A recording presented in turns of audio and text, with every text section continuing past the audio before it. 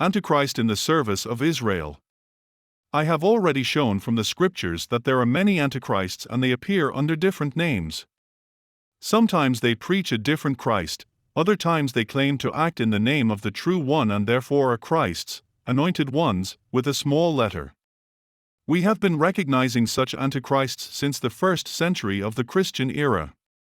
John wrote about them in the 2nd and 3rd epistles. However, most people are waiting for the appearance of one and only Antichrist and do not notice at all that they are already under the influence of such a false anointed one. The very fact that such an expectation is common makes one doubt its validity. Since the whole world is deceived by Satan, it is to be expected that what is common is wrong. This is also the tactic of the enemy of God.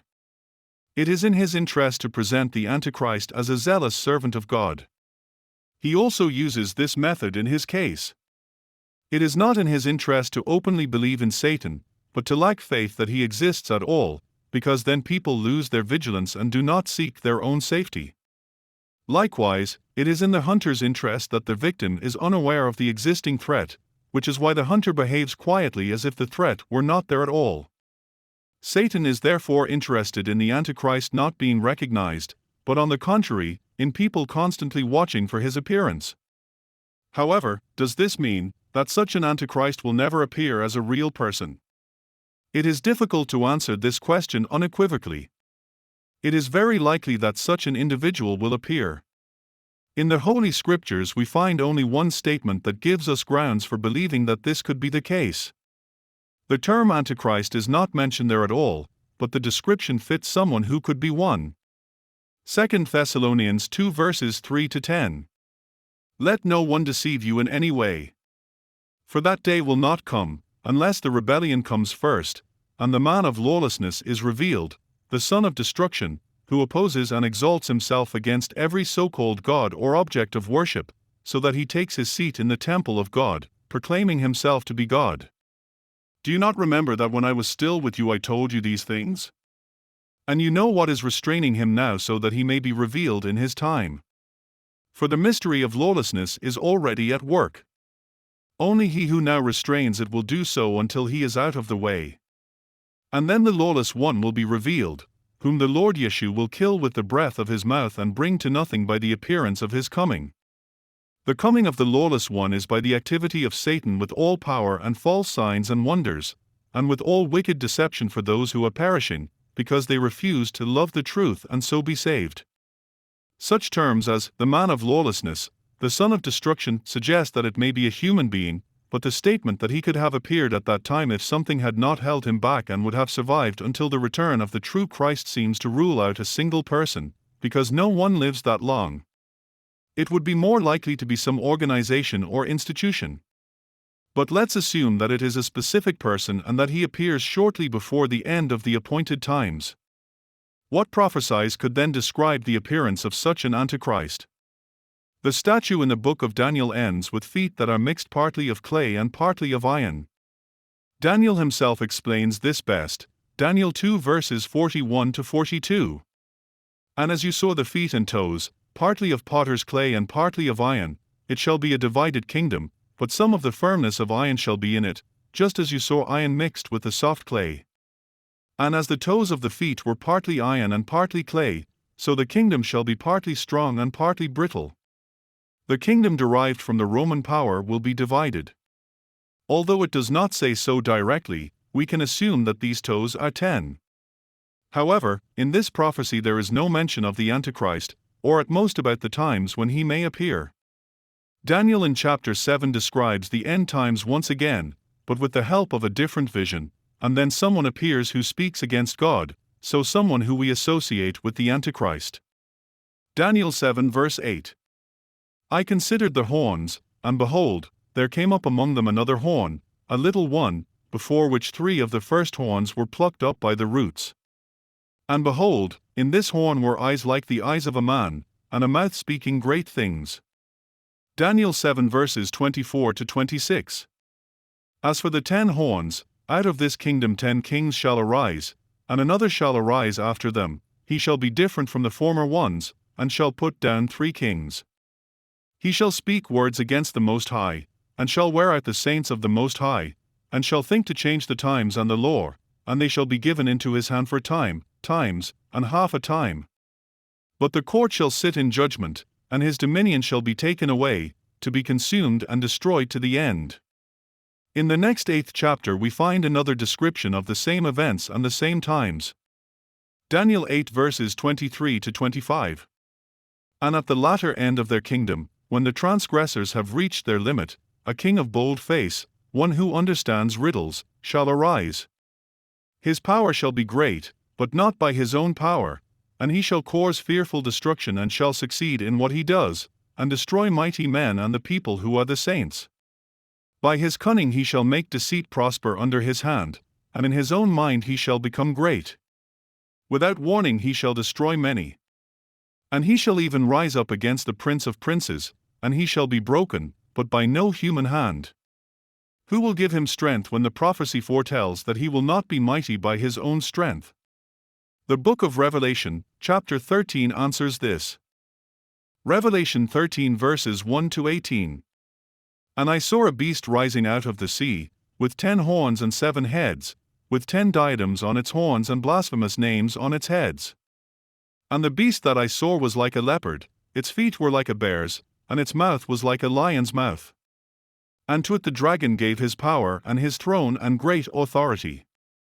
One of its heads seemed to have a mortal wound, but its mortal wound was healed, and the whole earth marveled as they followed the beast.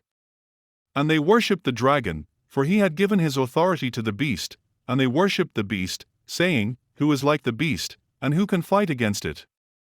And the beast was given a mouth uttering haughty and blasphemous words, and it was allowed to exercise authority for 42 months. It opened its mouth to utter blasphemies against God, blaspheming his name and his dwelling, that is, those who dwell in heaven. Also it was allowed to make war on the saints and to conquer them. An authority was given it over every tribe and people and language and nation, and all who dwell on earth will worship it, everyone whose name has not been written before the foundation of the world in the book of life of the Lamb who was slain. If anyone has an ear, let him hear.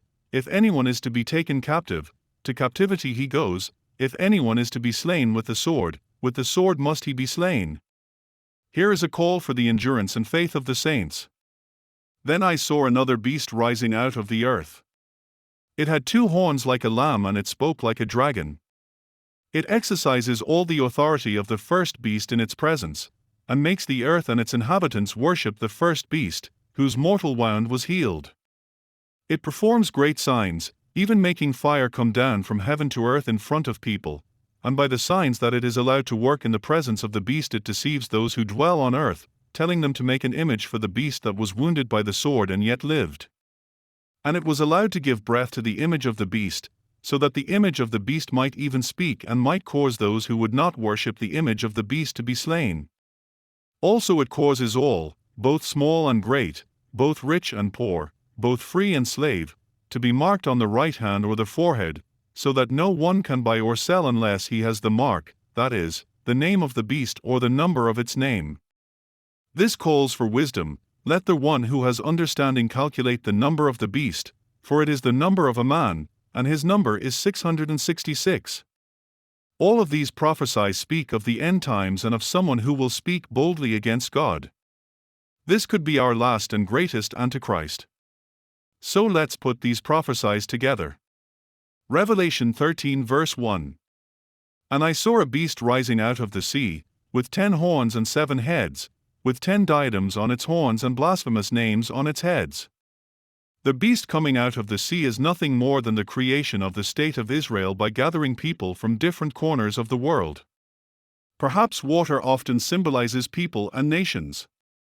As we can see, the number 10 is constantly repeated in these prophecies, which may mean that there are 10 independent states, or rather it may mean all the states, because the number 10 sometimes symbolizes fullness or everything. In the statue, the fingers were scattered states, each having partial power over the earth. Daniel 2 verse 41. And as you saw the feet and toes, partly of potter's clay and partly of iron, it shall be a divided kingdom. From these 10 fingers, one state will emerge as leader, and will be supported by all the other states, horns. Daniel 7 verses 7 to 8. It was different from all the beasts that were before it, and it had 10 horns. I considered the horns, and behold, there came up among them another horn, a little one, before which 3 of the first horns were plucked up by the roots. And behold, in this horn were eyes like the eyes of a man, and a mouth speaking great things. The emergence of a new horn, among the 10 that were already there, is nothing more than the emergence of the state of Israel.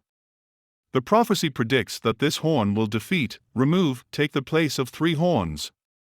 This means that it will pave its way by force.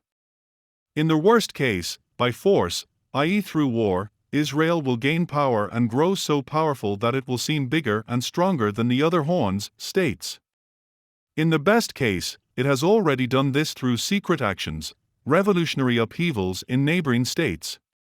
The result of Israel's decisive actions will be the subordination of other horns, states to Israel. Revelation 13 verse 2. And the beast that I saw was like a leopard, its feet were like a bear's, and its mouth was like a lion's mouth. And to it the dragon gave his power and his throne and great authority. The power of this beast, Israel, does not come from God but from the dragon, Satan. Whether I have correctly deciphered the beast, as Israel, we will soon find out, because this country is increasingly beginning to push itself in the world with military force. Many other prophecies and evidences, which can be found even in the Israeli press, also indicate this. Revelation 13 verse 3.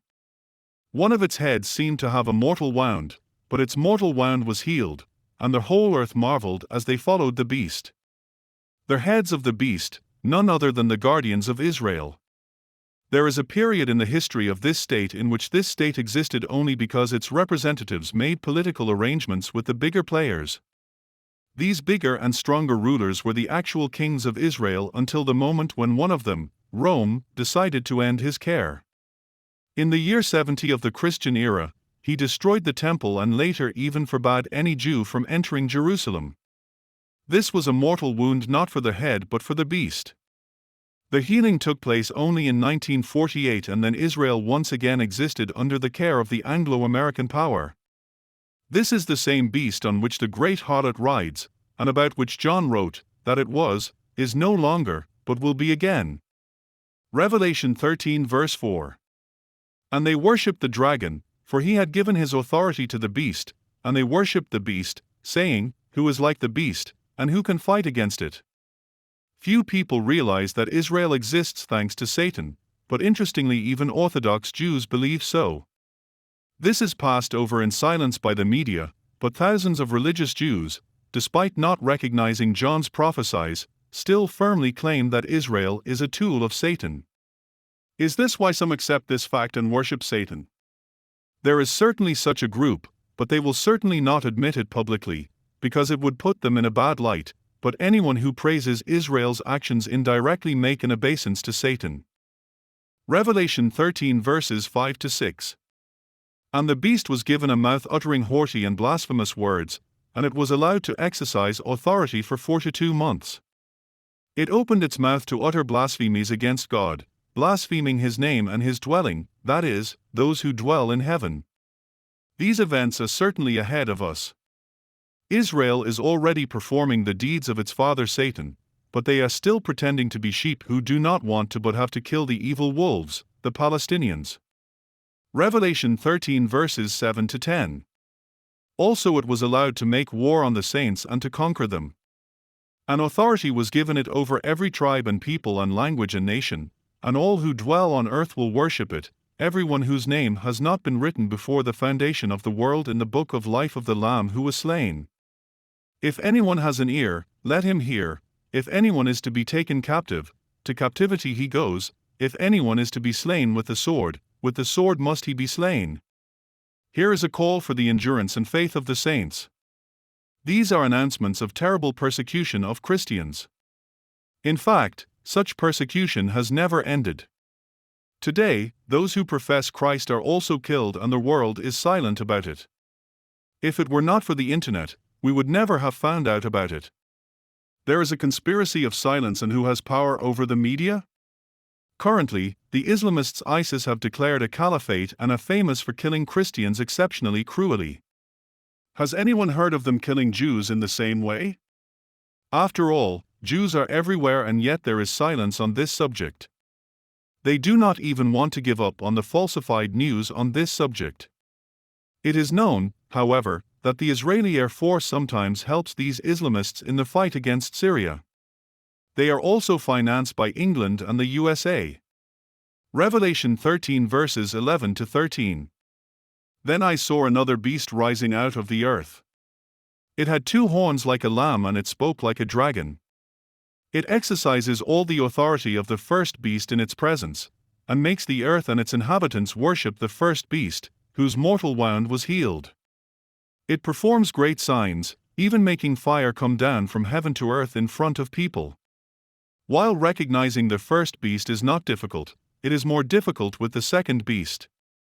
Since it is a beast, it is not a natural state created from a nation. Just as Israel is an artificial state entity and therefore it is a beast and not a king, it is similar with the second beast. It could be something like the USA, which is a state that did not arise naturally, but was completely artificially designed by Freemasonry. Or it could be some religious group. At the moment, it is difficult to say for sure. This beast also certainly acts on the inspiration of the dragon, and its goal is to give credibility to the first beast, Israel, which is why it is sometimes called the prophet of the beast. If it is a religious group, it will only reveal itself, and if it is the USA, then calling down fire from heaven may mean military protection. Such miracles that give credibility to Israel can also be performed by the media with their all-powerful propaganda.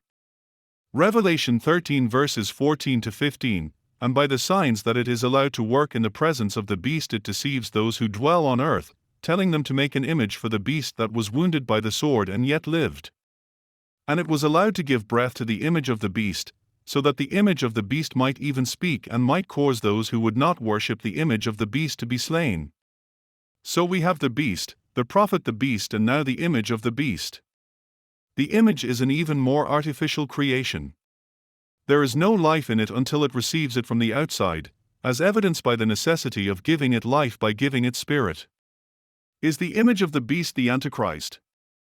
It may seem so, because from the next words it follows that a great deal of effort will be put into getting people to worship this image. So an image is to be created that will be a calling card or something representing Israel, or maybe the Messiah. Whoever does not recognize this something will be deprived of the rights of a free man. Apparently the prophet will be very effective, because we read further, Revelation 13 verses 16 to 18. Also it causes all, both small and great, both rich and poor, both free and slave, to be marked on the right hand or the forehead, so that no one can buy or sell unless he has the mark, that is, the name of the beast or the number of its name. This calls for wisdom. Let the one who has understanding calculate the number of the beast, for it is the number of a man, and his number is 666. Daniel's earlier prophecy is less specific about Israel, Daniel 7 verse 8. I considered the horns, and behold, there came up among them another horn, a little one, before which 3 of the first horns were plucked up by the roots. And behold, in this horn were eyes like the eyes of a man, and a mouth speaking great things. This horn, pushing itself forward, eventually becomes the strongest and subordinates the other horns. This would suggest that Israel will convince the other countries in the world to cooperate with it by force. The book of Revelation even states that this beast, Israel, will itself become the 8th world power. Revelation 17 verses 11 to 13. As for the beast that was and is not, it is an 8th, but it belongs to the 7, and it goes to destruction. And the 10 horns that you saw are 10 kings who have not yet received royal power, but they are to receive authority as kings for 1 hour, together with the beast. These are of one mind, and they hand over their power and authority to the beast. No country on earth subjugates other countries as easily as Israel does. Poland is one of the countries that is completely submissive to the will of Israel, not because the Poles want it, but because only such politicians can come to power in this country.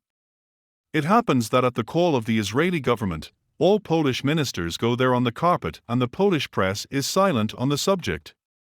We only learn about it because the Israeli press boasts about it. Ukraine shows similar submissiveness and we can see that it does it no good.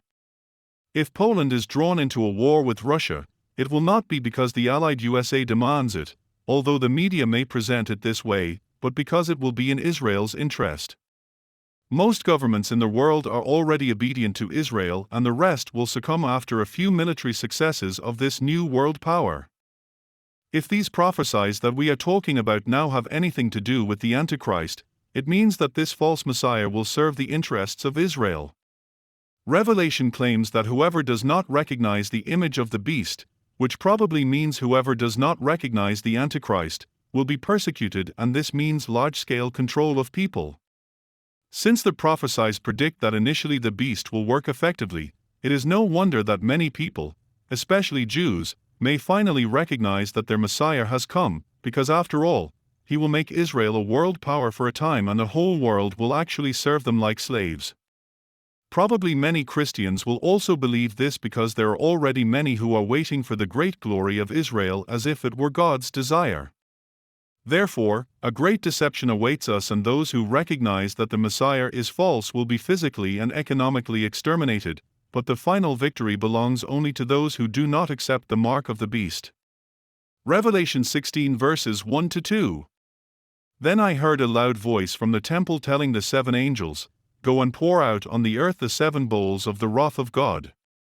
So the first angel went and poured out his bowl on the earth, and harmful and painful sores came upon the people who bore the mark of the beast and worshipped its image.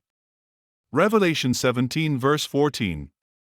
They will make war on the Lamb, and the Lamb will conquer them, for he is Lord of lords and King of kings, and those with him are called and chosen and faithful.